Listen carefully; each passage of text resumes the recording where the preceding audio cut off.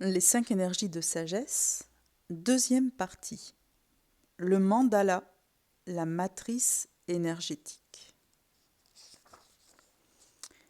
Chapitre 9. Notre combinaison de couleurs.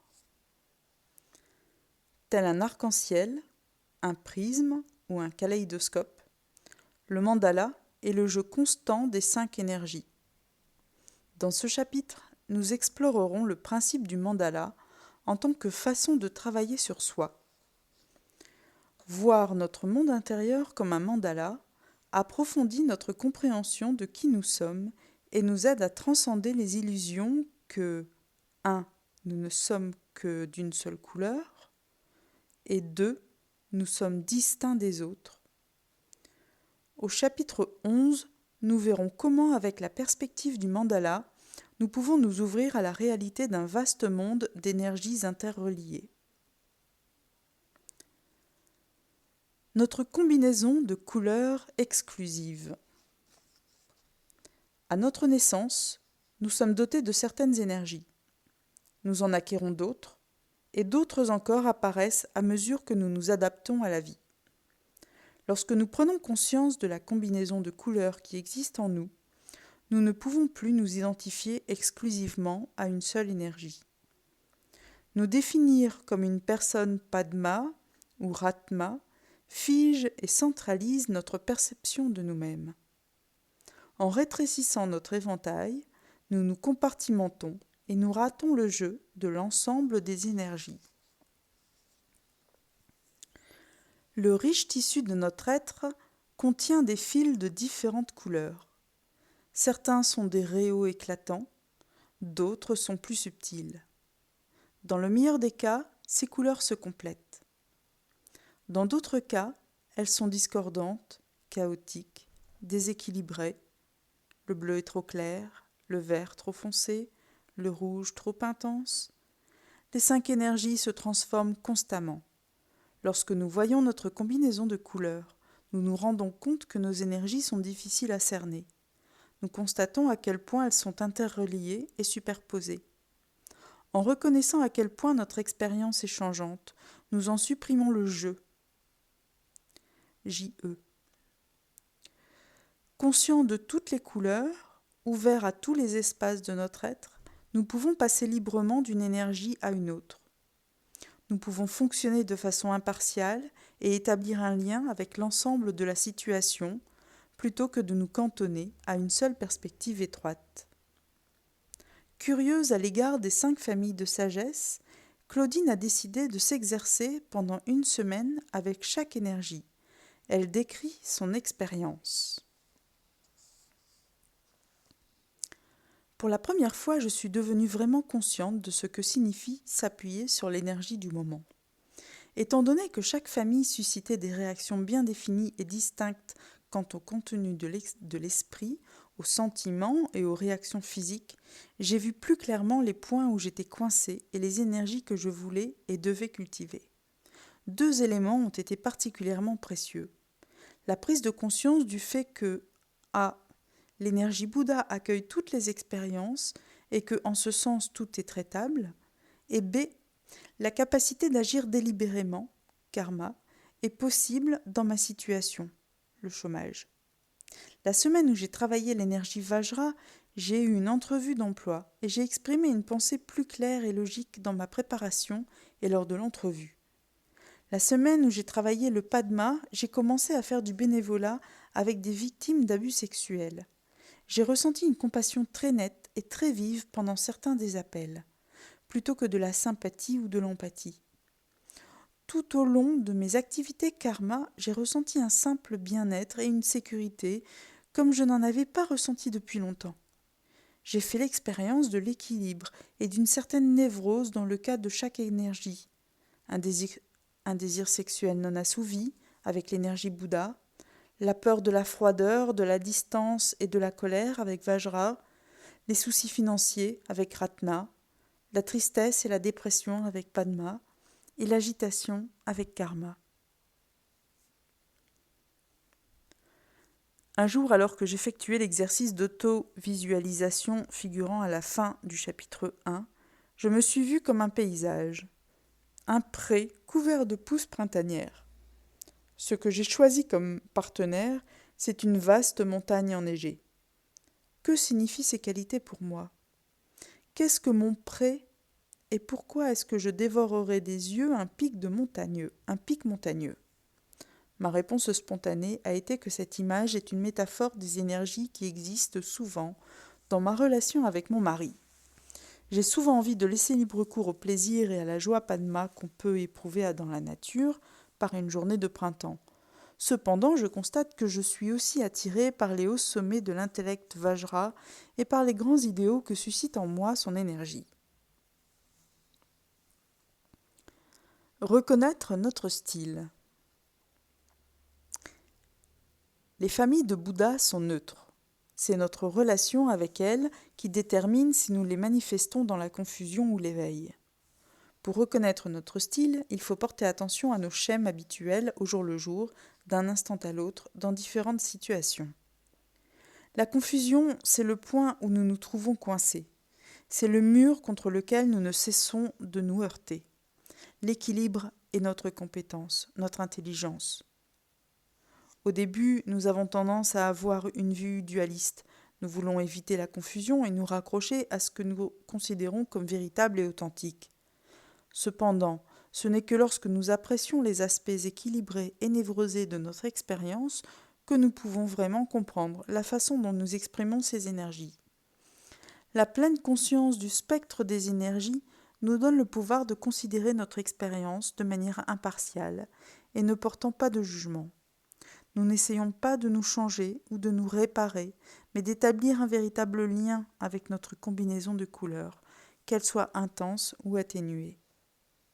Pour commencer à travailler avec les énergies sur le plan interne, il est utile de consulter les descriptions des familles au chapitre 4 à 8, qui englobent l'éventail complet d'expériences, de l'obscurité à la brillance. Lorsque vous vous entraînez à travailler avec les énergies en effectuant les exercices prescrits à la fin de chaque chapitre, vous constaterez peut-être que votre intuition s'amplifie. En mettant en pratique ces exercices, vous faites l'expérience des énergies du moment. Vous ressentez ou voyez le monde directement. Lorsque l'intuition augmente, laissez-lui libre cours. Rappelez-vous de remarquer votre respiration. Ne sautez pas aux conclusions. N'élaborez pas sur le sujet et ne l'analysez pas. Restez ouvert. C'est ainsi qu'il faut travailler avec votre intelligence intérieure, plutôt que d'essayer de vous intégrer à un système. Pendant que vous travaillerez avec les énergies, il serait bon aussi de noter la rétroaction des autres. Nous sommes souvent la dernière personne à savoir qui nous sommes. À mesure que vous prendrez conscience du jeu de vos énergies, vous verrez que l'une d'elles est fondamentale à votre être. C'est l'énergie dominante de votre mandala exclusif. Chez certaines personnes, il peut y avoir 2 énergies dominantes. Vous noterez également que d'autres énergies, appelées énergie d'amélioration, énergie de masquage et énergie complémentaire, surviennent dans des circonstances particulières. Les énergies d'amélioration et de masquage constituent des façons de sortir de votre énergie dominante. L'énergie d'amélioration est celle que vous utilisez pour embellir ou agrémenter votre manière d'être fondamentale. L'énergie de masquage est celle que vous utilisez pour le cacher. L'énergie complémentaire est ce que vous recherchez chez les autres pour équilibrer votre propre énergie. Les énergies dominantes. La plupart des gens s'appuient sur une ou 2 familles d'énergies qui leur sont fondamentales. Ces énergies sont inhérentes à notre nature de base. Le style qui caractérise notre perspective, notre être physique, notre forme d'élocution et nos pensées. Il s'agit des énergies dominantes. Elles peuvent se manifester seules ou combinées avec d'autres énergies. Par exemple, notre énergie dominante pourrait être Vajra, alliée à Bouddha, Ratna, Padma ou Karma. Ainsi, Robert, professeur d'histoire qui écrit un livre, est principalement Vajra Ratna. Il présente la brillante clarté de l'aperçu global et les riches ressources nécessaires pour n'oublier aucun détail fascinant. Chez certaines personnes, l'énergie dominante est évidente. Chez d'autres, elle est plus secrète. Par exemple, mon énergie dominante me semble un courant primaire, comme si j'avais été ainsi depuis longtemps. La famille dominante est celle qui nous semble la plus familière, on s'y sent chez soi. Ce n'est peut-être pas le lieu le plus agréable ou le plus intéressant, mais c'est ce que nous connaissons le mieux. Dans notre énergie dominante, nous manifestons tant notre énergie équilibre que notre confusion. L'une des façons de cultiver la conscience de notre énergie dominante consiste à observer nos schèmes habituels qui sont enracinés le plus profondément. L'énergie dominante se manifestera dans la manière dont nous voulons que le monde soit, chaud ou froid, multicolore ou noir et blanc, riche ou désert, excitant ou calme. Elle s'exprimera également par les pensées « je veux ceci » ou « je ressens ceci ». Notre tonalité affective dominante est un autre important indicateur de notre énergie fondamentale. Nous examinerons les émotions et les familles correspondantes au chapitre 13. Pour certaines personnes, l'énergie dominante est un lieu sûr, mais lorsque la situation exige une autre énergie, ces personnes deviennent confuses. Par exemple, une personne Vajra pourrait être tout à fait équilibrée dans une situation Vajra, mais placée dans une situation Padma, elle pourrait se montrer très névrosée. J'ai découvert que je peux rapidement percevoir l'énergie dominante d'une personne au cours d'une brève conversation téléphonique, même si je n'ai jamais rencontré cette personne. Par exemple, lorsque j'ai téléphoné à un professionnel occupé pour lui présenter une demande, j'ai eu droit à une réponse sans détour. Non. Il s'est ensuite lancé dans une longue explication de son refus et j'ai été frappé par l'énergie Vajra. Parce que ma question constituait une menace à la vision de son monde, il a établi une solide limite. Non. Dans d'autres circonstances, lorsqu'une connaissance m'en a dit davantage que ce que je voulais savoir sur sa situation personnelle et son besoin d'aide, j'ai senti que j'entrais dans la famille Ratna. Chaque énergie présente plusieurs aspects. Alors, même lorsque les gens ont la même énergie dominante, la manifestation particulière de cette énergie sera unique en son genre. Karl et Rachel sont tous deux de type karma, axés sur la carrière. Karl est réalisateur de cinéma, son énergie karma est pleine de force. Rachel, costumière, travaille discrètement, mais diligemment, à l'arrière-plan. Étant donné qu'ils ont aussi tous les deux beaucoup d'énergie Padma, ils ont beaucoup d'amis et sont invités à de nombreuses réceptions. Cependant, alors que l'énergie Padma de Karl le rend extraverti et liant, Rachel privilégie les conversations intimes et calmes.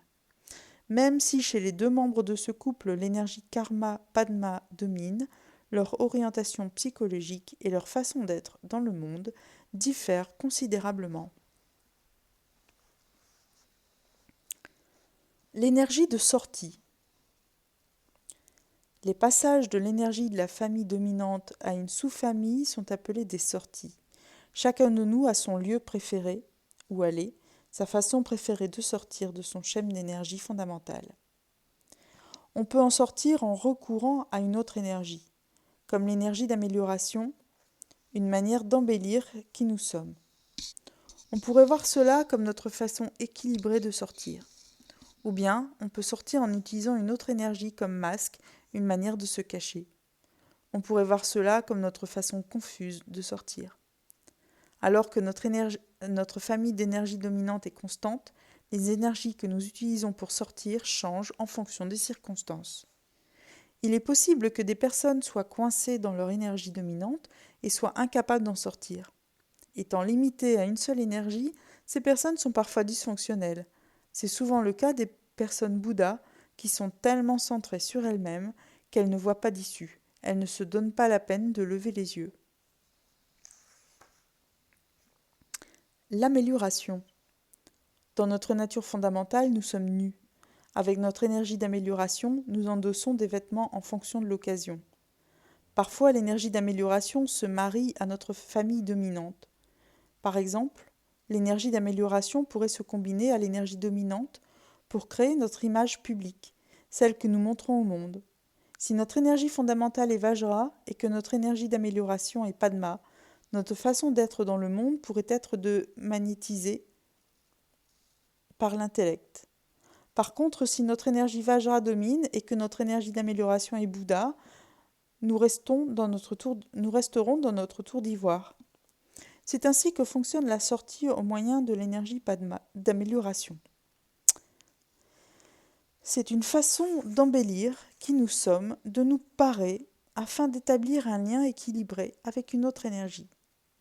Il peut y avoir beaucoup d'intelligence dans notre choix d'énergie, d'amélioration. Par exemple, si nous avons grandi dans une famille où une énergie particulière dominait, ou si nous avons été en présence d'une énergie dominante particulière à l'école, nous avons appris à utiliser cette énergie pour améliorer notre mode dominant afin de bien nous intégrer. L'énergie dominante de Julie est une combinaison de clarté Vajra, de créativité et de fortune Ratna. À l'école primaire, elle avait démontré des attitudes pour toutes les matières, les meilleures notes que le directeur n'avait jamais vues. Mais au premier cycle du secondaire, ses résultats ne traduisaient pas ses aptitudes. Étant donné qu'elle n'avait pas à travailler beaucoup pour réussir, elle cessa de s'appliquer.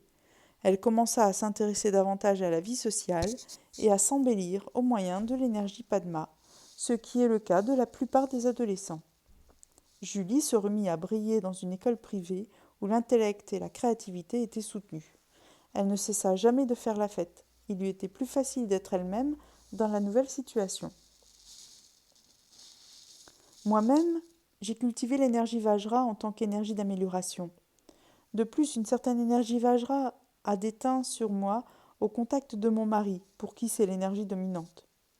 En tant que chorégraphe, j'ai découvert que j'avais en moi un certain degré d'énergie Vajra. Cependant, ce qui l'a fait ressortir au plus haut point, c'est ma passion pour l'étude du bouddhisme. Plus tard, l'énergie Vajra m'a permis d'être clair dans mon enseignement et d'avoir une vue globale des grands projets et des situations de leadership.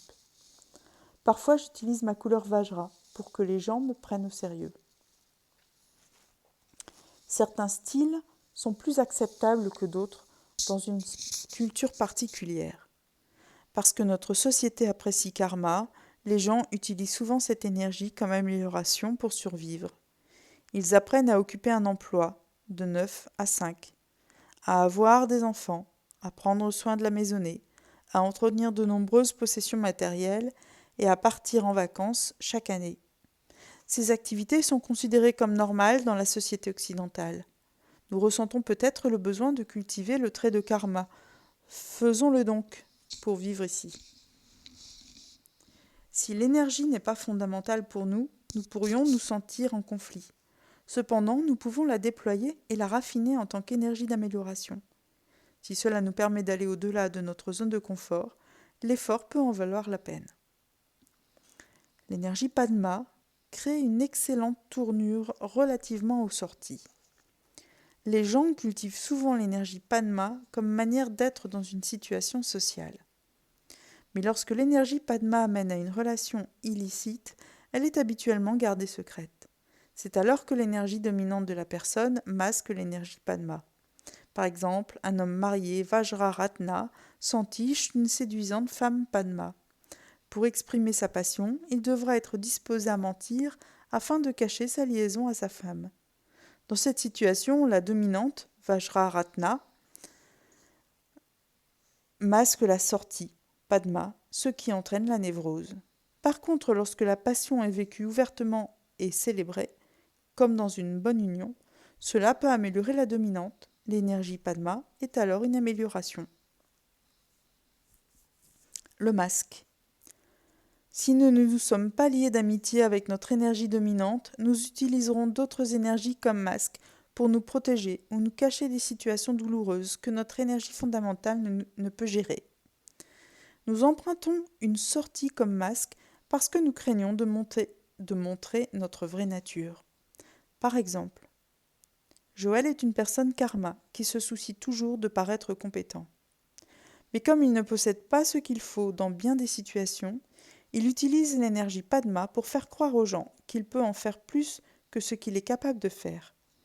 Il se protège en étant très Padma, une personne qui plaît à tous. Il ne reconnaît jamais vraiment son énergie karma fondamentale parce qu'elle le met mal à l'aise. Il n'est pas devenu ami avec lui-même.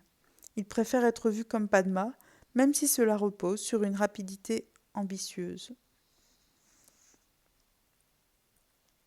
Comme le masque est un prétexte fondé sur l'incertitude ou l'inconfort avec soi, il s'agit d'une expression de la névrose. Nous prétendons être quelque chose qui, croyons-nous, nous rendra plus acceptable aux yeux des autres. Mais agir derrière un masque peut être épuisant. Par exemple, l'énergie fondamentale de Caroline est Padma. Mais lorsque son mari est décédé, elle est devenue une personne karma, occupée, afin de couvrir l'intensité de son moi Padma, plus émotif. Ce n'est qu'à la fin de la journée qu'elle laissait émerger les sensations de perte et de deuil.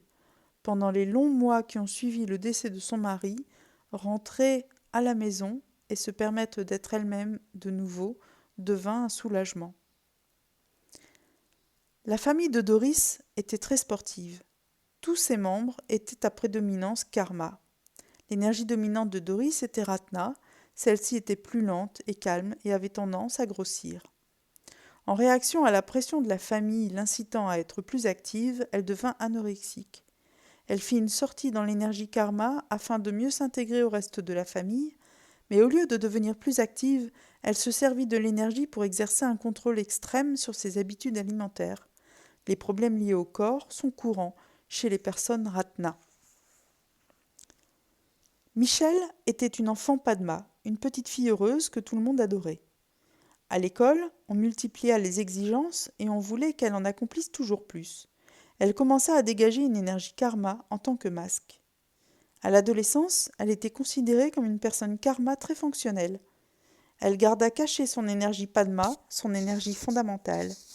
Elle eut plusieurs petites amies, qu'elle garda souvent secret. Une fois qu'elle fut mariée, son mari rejeta son côté Padma. Michelle ne put jamais afficher sa vraie nature, pas même dans ses relations les plus intimes.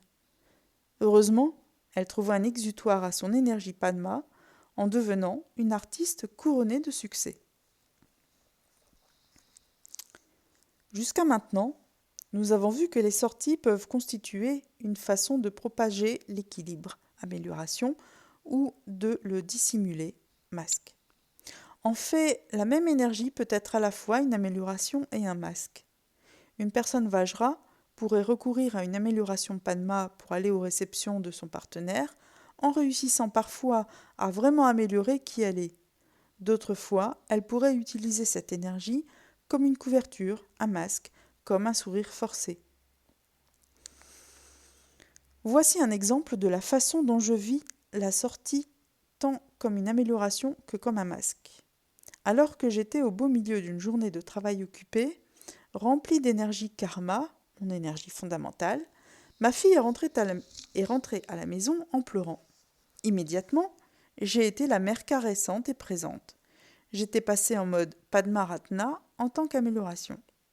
Cependant, comme elle m'interrompait continuellement, voulant discuter à propos de ceci et de cela, je suis passée à l'énergie Vajra qui établit des limites. Je dois travailler maintenant. Lorsque je suis détendue, il m'est facile de passer à d'autres énergies en tant qu'amélioration, embellissement. Lorsque mon énergie subit des contraintes, je suis en vitesse surmultipliée karma. Je vais probablement utiliser un masque, un prétexte, une couverture.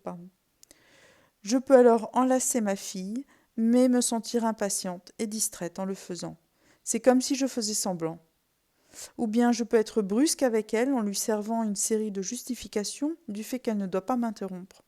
À ces moments-là, je revais un masque Vajra. Nos méthodes de sortie varient en fonction de la situation.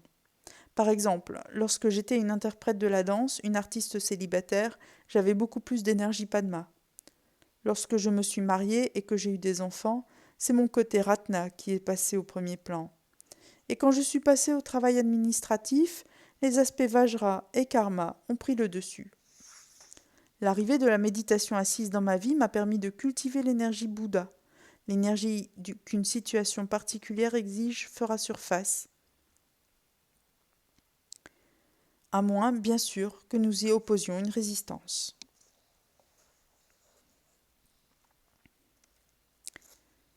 L'énergie complémentaire. L'énergie complémentaire est ce que nous recherchons chez les autres pour équilibrer notre propre énergie.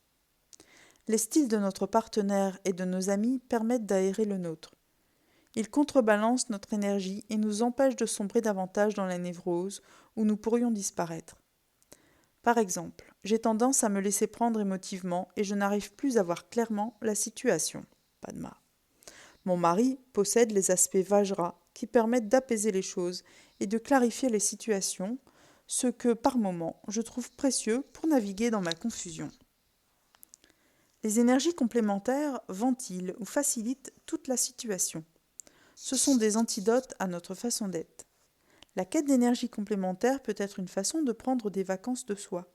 Par exemple, Réal, homme d'affaires occupé, aime sortir en ville avec un ami qui l'emmène dans un monde tout à fait différent. Il aime aussi se retrouver avec sa conjointe qui médite à la fin de sa journée.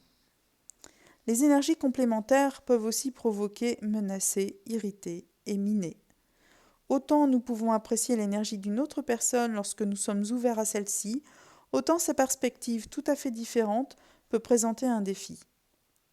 L'énergie complémentaire que nous voyons chez un autre pourrait même être notre propre énergie dominante, mais nous n'avons pas la confiance nécessaire pour l'exprimer. Nous pourrions rechercher l'énergie de quelqu'un d'autre parce qu'elle nous aide à vivre plus pleinement notre propre expérience. Qu'elles aient un effet de guérison ou de destruction, les énergies complémentaires ont le pouvoir d'ébranler la solidité de notre monde. Par exemple, Gérald a un fort aspect Ratna d'apitoiement sur soi-même. Lorsqu'il rencontre son ami Bernard, il passe généralement beaucoup de temps à se plaindre. Le côté Bouddha de Bernard donne à Gérald l'espace nécessaire pour jouer son scénario sans l'alimenter. Il perd ainsi sa charge émotive. Cette situation apporte guérison et soutien. Par contre, la femme de Bernard est très critique à l'égard de Gérald et ne peut supporter qu'il se lamente sans cesse sur son sort. Cette relation est destructive. L'exemple classique d'une relation complémentaire est le mariage d'une personne Vajra intellectuelle avec une personne Padma très sociable. Il y a aussi l'alliance Ratna-Karma. La réunion de Vajra et de Karma n'est pas très réussie. L'énergie est trop vive et puissante. Padma et Ratna créent ensemble une énergie trop émotive. Tout au long de ce chapitre, nous nous sommes penchés sur les facettes de notre mandala interne. Portez attention à cette information. Observez-vous. De temps à autre, vous aurez des intuitions sur les énergies qui vous sont fondamentales et sur celles qui pourraient vous servir d'amélioration ou de masque. Au début, l'énergie avec laquelle vous êtes en lien n'a pas grande importance. Lorsque vous vous liez avec l'une ou l'autre de vos couleurs, le monde s'ouvre à vous. Tous les chemins mènent à la totalité. L'instruction de base est la suivante. Lorsqu'une intuition se présente, laissez-la surgir. Ne vous accrochez pas à vos intuitions, car cela vous pousserait à vous figer. Prenez conscience de votre respiration, restez ouvert. C'est ainsi qu'il faut travailler avec votre intelligence intérieure, plutôt que d'essayer de vous faire cadrer dans un système. Exercice. Se créer un mandala personnel.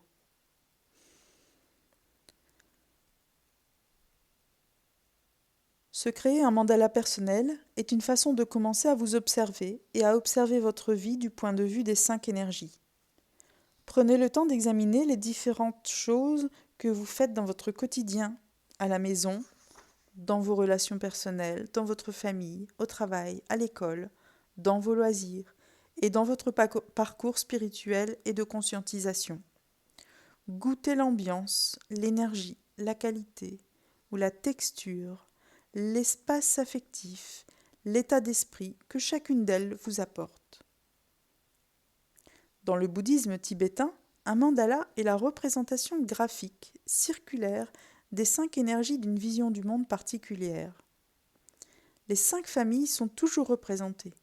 Le mandala comporte un centre et les 4 directions. Bouddha est généralement au centre. Si vous regardez le mandala qui est devant vous, Vajra est au premier plan, Ratna du côté gauche, dans le sens des aiguilles d'une montre, Padma au fond et Karma à droite. Vous pouvez également vous imaginer au centre de ce mandala, Vajra étant au premier plan, Ratna à votre droite, Padma au fond et Karma à gauche. Que vous utilisiez cette forme visuelle traditionnelle ou une autre, commencez à créer votre propre mandala. Vous pouvez utiliser le dessin, le coloriage ou le collage de photos et d'objets personnels qui symbolisent une caractéristique particulière pour vous. Vous pouvez écrire des poèmes pour chacune des familles et accompagner le tout d'une chanson ou de musique. Au centre, placez ce qui, dans votre vie, signifie le plus l'espace et l'accueil. Dans la direction Vajra, placez ce qui vous aide à voir clairement, ce qui contribue à vous orienter. Dans la direction Ratna, placez ce qui enrichit votre vie, ce qui lui apporte la plénitude. Dans la direction Padma, placez ce qui incarne la communication et la fluidité avec votre monde et ce qui vous fait exprimer vos sentiments. Dans la direction Karma, placez ce qui représente l'action et l'accomplissement. Il s'agit de faire de votre mandala l'expression personnelle de la personne que vous êtes. Ce peut être élaboré ou simple, en fonction de votre style. Passez-le en revue de temps à autre, observez-le changer et se développer à mesure que vous vous familiariserez avec les couleurs des familles.